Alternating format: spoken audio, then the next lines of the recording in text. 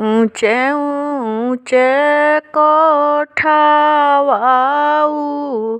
ठाई हमारे पापाओ झांझर लगाई केवाड़। ऊँचे ऊँचे कोठावाऊ ठाई हमारे चाचाओ झांझर लगाई केवाड़। झांझर लगाई केवाड़। आंगना लगाई पापा तुलसी के फेड़ावा हो। दुआरा लगाई फूलवार। आंगना लगाई चाचा तुलसी के फेड़ावा हो। दुआरा लगाई फूलवार। दुआरा लगाई फूलवार। घोड़ावा चढ़ल अइले दुल्हा कवन दुल्हा खाल भइले वही फूलवार। घोड़ावा चढ़ल अइले दुल्हा कवन दुल्हा खाड़ भइले ओही फूलवार। खाड़ भइले ओही फूलवार। हमारा के नाही चाही दान दहेजवा हो। हमारा के चाही फूलवार। हमारा के नाही चाही दान दहेजवा हो। हमारा के चाही फूलवार। हमारा के चाही फूलवार। जंगला भीतर भइल बोलेली कवनी सुभावा सुनी पापा अरज हमार। जंगला भीतर भइल बोलेली कवनी सुभावा सुनी चाचा अरज हमार। सुनी चाचा अरज हमार।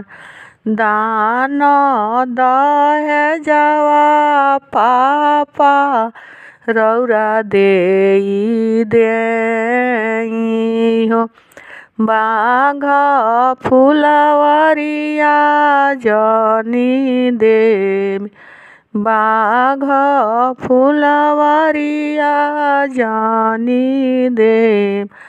दान दहेज चाचा रौरा देई देई हो।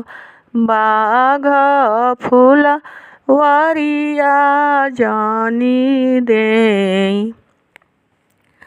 बाघ फुलवरिया जनी देई।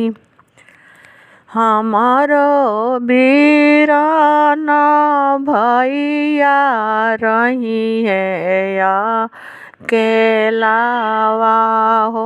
उहो जे खेली है दुआर हमारो वीरान भैया रही है अकेलावा हो। उहो खेली है फुलवारी उहो खेली है फुलवार उहो खेली है फुलवार एतना बचन जब सुनले दुल्हावा हो।